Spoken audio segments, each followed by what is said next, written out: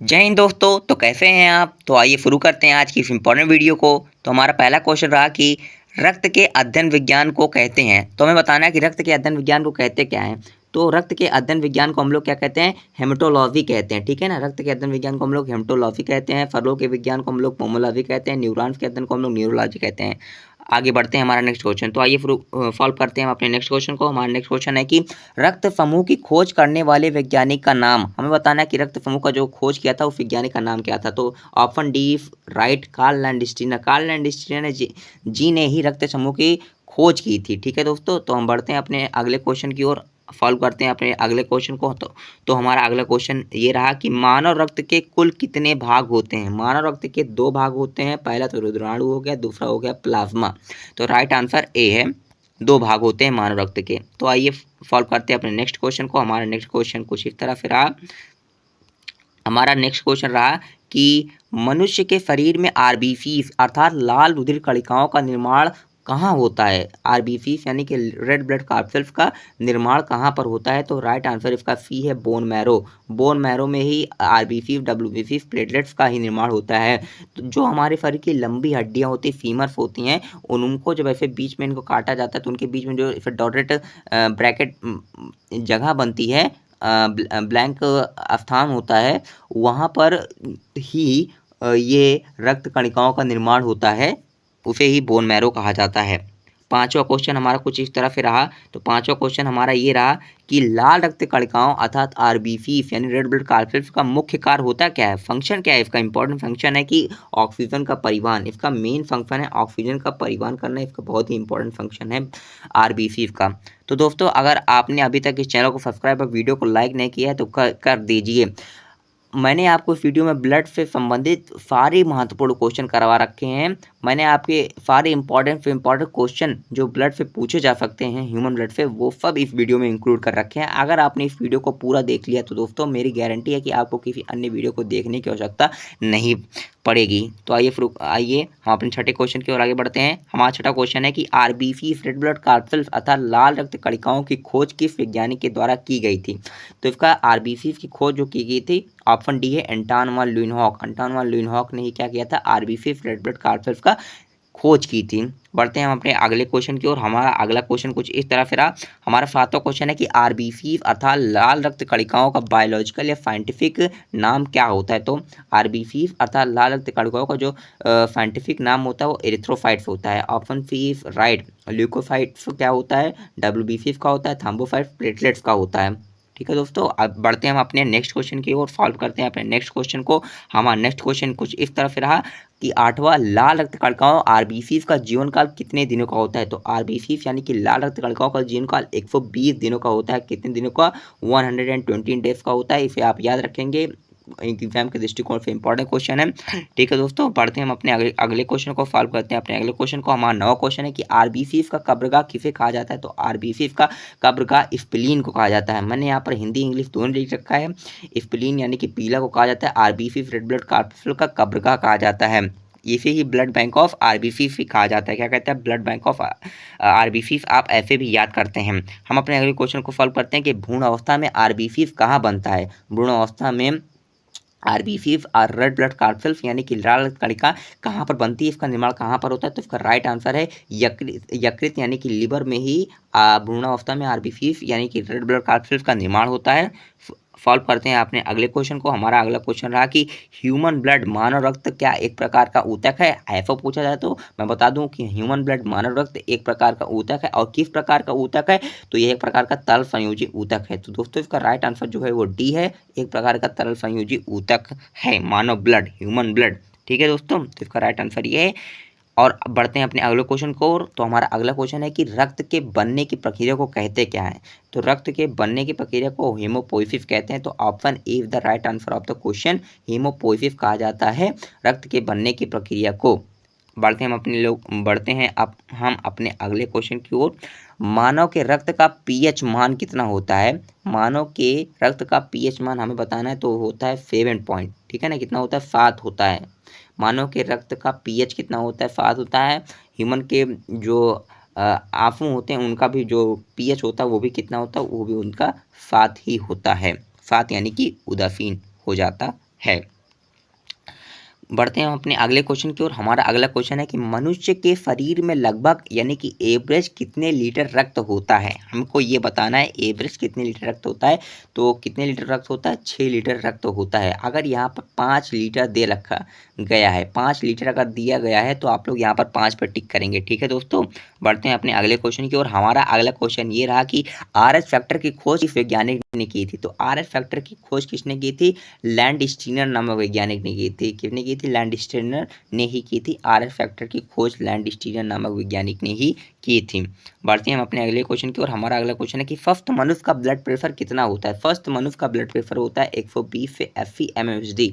एमएमएचडी का full form होता है मिलीमीटर मर्क्यूरी। ठीक है दोस्तों, ये होता है इसका फुल फॉर्म एमएमएचडी का।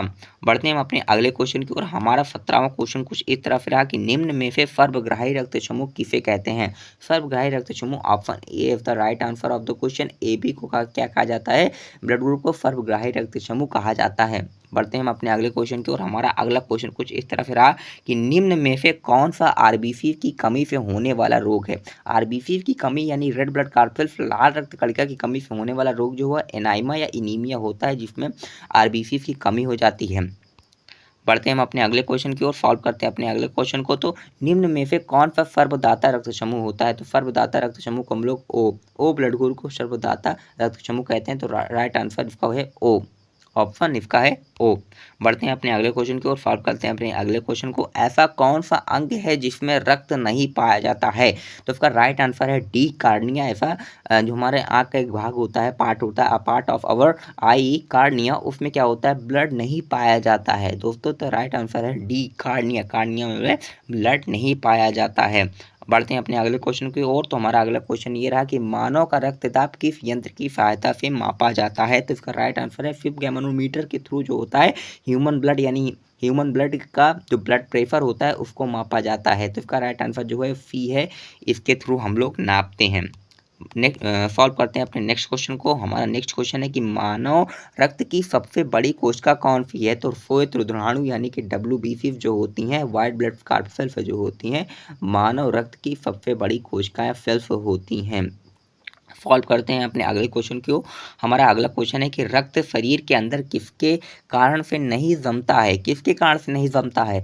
तो वो किसके कारण से नहीं जमता है, वो होता है हैपरिन की वजह से जो होता है ब्लड हमारे शरीर की, हमारे बॉडी के अंदर जो होता है क्लॉटिंग नहीं हो पाती है उसका। तो हमारा राइट आंसर जो हुआ वो है हैपरिन। हैपरिन की वजह से जो होता है ब्लड जो होता है हमारे शरीर के अंदर नहीं जमता है।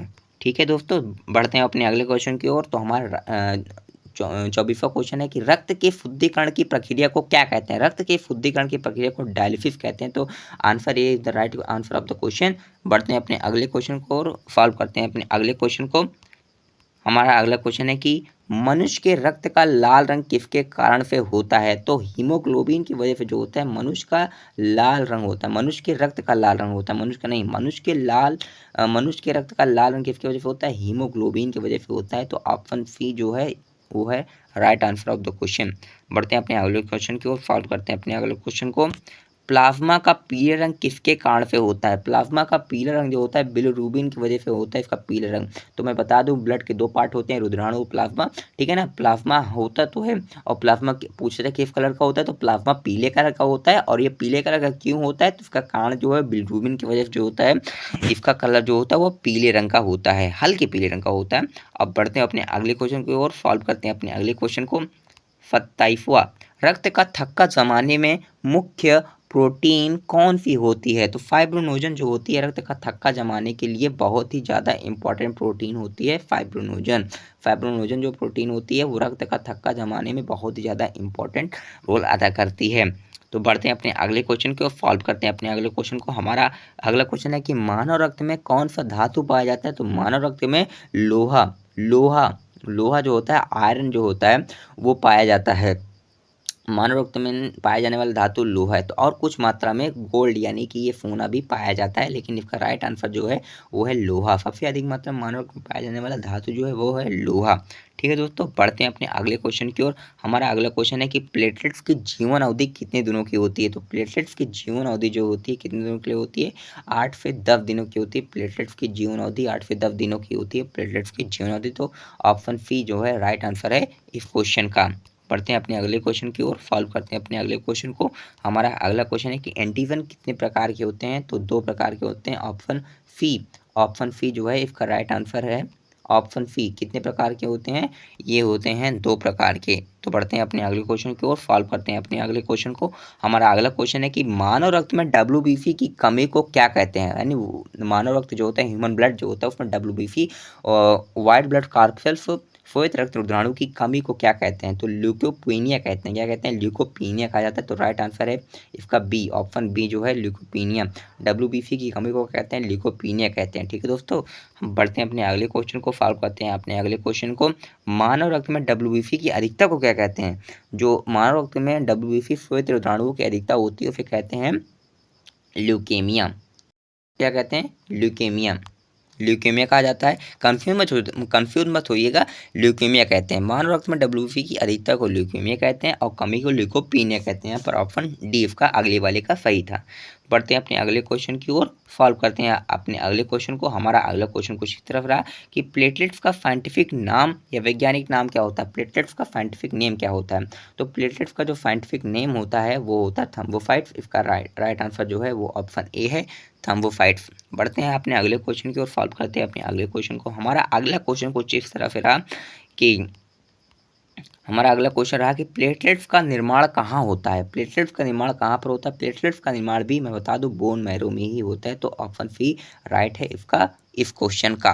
बढ़ते हैं अपने अगले क्वेश्चन की ओर। हमारा अगला क्वेश्चन कुछ इस तरह से रहा कि WBC का बायोलॉजिकल या फिर साइंटिफिक नाम क्या होता है। WBC वाइट ब्लड कॉर्पसेल्स यानी कि श्वेत रक्त रोगाणु का बायोलॉजिकल नेम या साइंटिफिक नेम क्या होता है। तो उसका राइट आंसर जो होता है ल्यूकोसाइट्स होता है। क्या होता है दोस्तों, ल्यूकोसाइट्स होता है। क्या होता है, ल्यूकोसाइट्स जो होता है वो होता है WBC का बायोलॉजिकल या फिर साइंटिफिक नेम। तो इसका आंसर जो है वो है ऑप्शन बी। हमारा अगला क्वेश्चन कुछ इस तरह रहा है, सॉल्व करते हैं अपने अगले क्वेश्चन को। हमारा अगला क्वेश्चन रहा कि WBC का जीवन काल कितने दिनों का होता है। तो WBC का जो जीवन काल होता है 2 से 5 दिनों का होता है। कितने दिनों का होता है, 2 से 5 दिनों का होता है। राइट आंसर यही है, 2 से 5 दिनों का होता है। कितने दिनों का होता है, 2 से 5 दिनों का होता है। सॉल्व करते हैं अपने अगले क्वेश्चन को। हमारा अगला क्वेश्चन कुछ इस तरह से रहा, हम अपने अगले क्वेश्चन को इस तरह से सॉल्व कर लेंगे, बहुत ही ज़्यादा इंपॉर्टेंट है। मानव रक्त में सबसे अधिक मात्रा में पाया जाने वाला WBC वाइट ब्लड कॉर्पसेल्स क्या होता है। तो न्यूट्रोफिल्स जो होता है मानव रक्त में सबसे अधिक मात्रा में पाया जाने वाला WBC श्वेत रक्त रोगाणु या वाइट ब्लड कॉर्पसेल्स होता है। तो ऑप्शन ए जो है राइट है इस क्वेश्चन का। न्यूट्रोफिल सबसे अधिक मात्रा में पाया जाने वाला क्या है, WBC है, न्यूट्रोफिल्स। याद रखिएगा, इंपॉर्टेंट है क्वेश्चन के आपके एग्जाम की दृष्टि से। ठीक है दोस्तों, सॉल्व करते हैं अपने अगले क्वेश्चन को। हमारा अगला क्वेश्चन कुछ इस तरह से रहा कि मनुष्य के रक्त के कुल कितने समूह होते हैं। तो मनुष्य के रक्त के कुल कितने समूह होते हैं। तो ऑप्शन सी इसका राइट है, कुल मिलाकर के 4 समूह होते हैं। A blood group, B blood group, AB blood group और O ब्लड ग्रुप। ठीक है दोस्तों, जिसमें से AB को सर्व क्या कहते हैं, सर्वग्राही कहते हैं, सबसे ले सकता है ब्लड, और O को क्या कहते हैं, सर्वदाता ब्लड ग्रुप कहते हैं। तो मनुष्य के रक्त के कुल कितने समूह होते हैं। तो मनुष्य के रक्त के कुल मिलाकर के 4 समूह होते हैं, ABO। ठीक है दोस्तों, आप इसको याद रखेंगे, ये भी इंपॉर्टेंट है आपके एग्जाम के दृष्टिकोण से, आपके एग्जाम के पॉइंट ऑफ व्यू से। तो इस तरह से आप इसे इम्पोर्टेंट याद रखेंगे। तो हमारा अगला क्वेश्चन रहा कि पुरुषों की तुलना में महिलाओं में कितना रक्त पाया जाता है। पुरुषों की तुलना में महिलाओं में कितना रक्त पाया जाता है। तो इसका राइट आंसर है ए और बी। आप देखिए एग्जाम में आपको फंसाने के लिए कुछ इस तरह से भी दे सकता है, आपको वो हिंदी में भी लिख देगा, शब्दों में भी लिख देगा और अंकों में भी लिख देगा। कहेगा कि आधा होता है, कि लिख देगा हिंदी में भी आधा होता है। तो इसका आंसर जो है वो डी, ए और बी दोनों है। कितना होता है, आधा होता है। वैसे तो पुरुषों के हिसाब से माने पुरुषों की तुलना में महिलाओं में कितना रक्त पाया जाता है, उनकी तुलना में पुरुषों की तुलना में महिलाओं में आधा ही पाया जाता है ब्लड। ठीक है, बढ़ते हैं अपने अगले क्वेश्चन की ओर, सॉल्व करते हैं अपने इस इम्पॉर्टेंट क्वेश्चन को। हमारा सबसे इम्पॉर्टेंट क्वेश्चन रहा कि किस रक्त वर्ग में कोई एंटीजन नहीं पाया जाता है। किस रक्त वर्ग में कोई एंटीजन नहीं पाया जाता? तो ऑप्शन ए है इसका right answer, O blood group जो होता है उसमें कोई भी एंटीजन नहीं पाया जाता है। ठीक है दोस्तों, तो अगर आपको यह वीडियो अच्छी लगी हो तो इस चैनल को सब्सक्राइब और वीडियो को लाइक करना ना भूलें। जय हिंद दोस्तों, मिलते हैं एक नेक्स्ट वीडियो में।